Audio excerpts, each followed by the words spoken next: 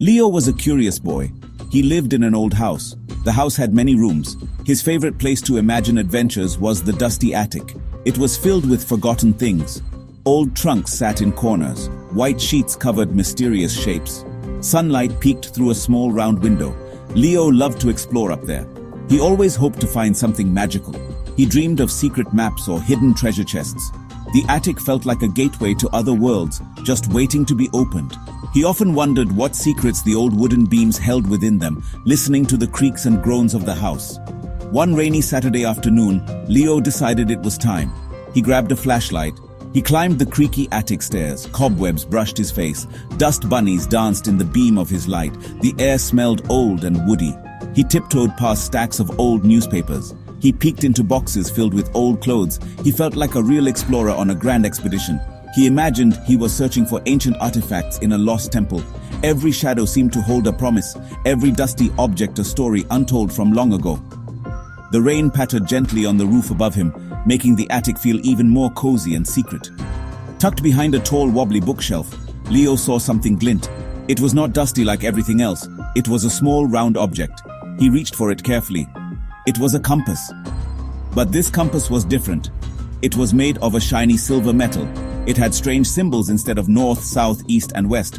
The needle didn't point north. It spun slowly, as if searching for something. Leo had never seen anything like it. He turned it over in his hands, feeling its cool, smooth surface. He wondered what it was for. It felt warm to his touch. Leo traced one of the strange symbols with his finger. Suddenly, the compass began to hum. A soft blue light glowed from within it. The air in the attic started to swirl. The dust bunnies danced faster and faster. Leo felt a strange pulling sensation. The room around him began to spin like a top. Whoosh! The colors blurred. He held onto the compass tightly. He closed his eyes. He felt like he was flying, even though his feet were still on the floor. It was a little scary, but also very exciting. He wondered where the magic compass was taking him on this unexpected journey. Suddenly, the spinning stopped. Leo opened his eyes. He was not in the attic anymore. He stood in a thick green jungle. Giant ferns towered over him. The air was warm and very damp. Strange flowers bloomed in bright colors. He heard loud chirps and buzzing sounds from unseen creatures. The ground felt soft and spongy beneath his sneakers. He smelled a new earthy scent, like rich soil and giant plants. It was a world completely different from his own. He clutched the silver compass, his heart pounding with a mix of fear and wonder. This was a real adventure, he thought. A loud roar echoed through the trees. Crash! A gigantic dinosaur with huge teeth and tiny arms stomped into a clearing. It was a Tyrannosaurus Rex. Its skin was scaly and green. Its eyes were small and fierce. Leo gasped. He had only seen dinosaurs in books and museums. This one was real and very, very big. It sniffed the air. Leo knew he had to leave quickly. He fumbled with the compass, his fingers trembling. He spun the dial, hoping for a safer place. He thought of brave knights and castles, a picture from one of his favorite storybooks. Whoosh! The jungle disappeared. Now, Leo found himself standing in a busy castle courtyard. Tall stone walls rose around him. Colorful flags flapped in the breeze. Men in shining silver armor were practicing with swords. Clang! Clang! Their swords hit their shields. He saw horses with fancy saddles. A king with a golden crown and a queen in a beautiful gown watched from a balcony. It was just like the stories he loved to read. He could hear the sounds of a blacksmith's hammer and the chatter of people in old-fashioned clothes. This was history, alive and bustling all around him. Leo watched the knights for a long time. He saw how they trained hard. He saw the heavy armor they wore. He realized that life in the past was very different. It was exciting, with brave knights and grand castles. But it could also be dangerous, like with the giant dinosaur. He learned that history wasn't just dates and names in a book. It was real people living real lives, with their own challenges and triumphs. He understood that every time period had its own unique way of life. He felt a new respect for the people who had lived long ago, facing challenges he could only imagine. Leo wanted to see one more place. He wanted to visit the future.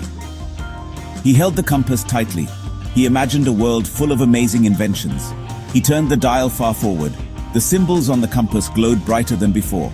The world around him dissolved into a swirl of light and speed. He felt a gentle push, as if he were being carried on a soft wind. He wondered what amazing things people had created. He hoped to see flying cars and robots, just like in his science fiction comics. He was eager to see how different life would be. When the light faded, Leo was in a city unlike any he had ever seen. Buildings soared into the sky. They were made of gleaming glass and metal. They twisted and curved in fantastic shapes. Sleek, silent cars zipped through the air on glowing skyways. Robots, small and large, moved gracefully along the sidewalks. Some carried packages, others swept the streets. The air was clean and fresh. Everything looked polished and new. People wore clothes that shimmered with changing colors. It was a world of incredible technology and innovation, more amazing than he had ever dreamed. He saw people talking to small, glowing devices they held in their hands. Holographic advertisements floated in the air. Parks were filled with strange, beautiful plants he didn't recognize. He watched children in a schoolyard. They were learning from interactive, three-dimensional books that shimmered before them. When someone was hungry, they simply spoke to a machine, and food appeared on a tray. It was a world of convenience and wonder. Leo was amazed by how advanced everything was. He thought about how much things could change over time, and how human imagination could create such marvels. The future was bright and exciting. There were so many new things to see and learn. The people seemed happy and busy. They moved with a purpose, surrounded by helpful technology. Leo thought about how different their lives were from his own. He saw how progress could make life easier and more interesting.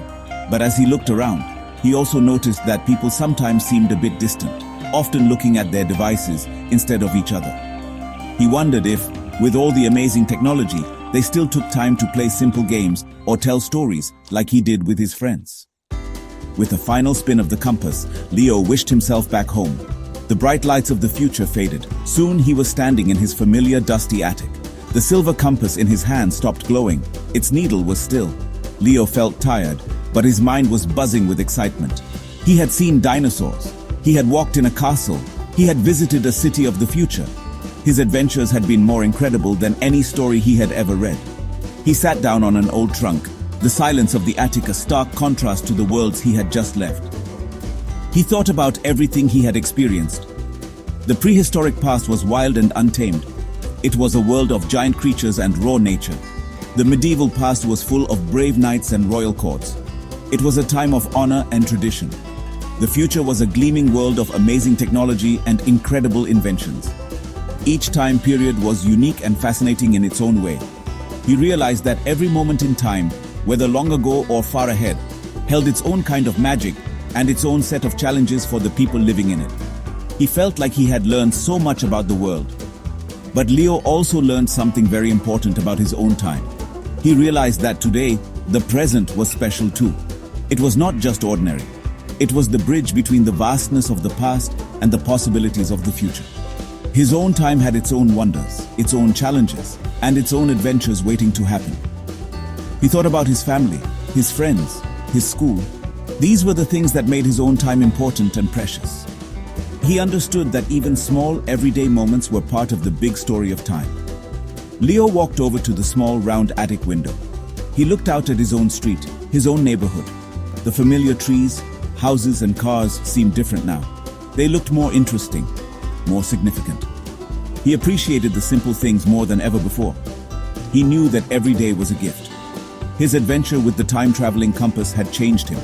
He still loved to explore and imagine, but now he was also excited to live in his own time, to make his own history, one moment at a time. He carefully placed the compass back in its hiding spot, knowing its secret was safe with him.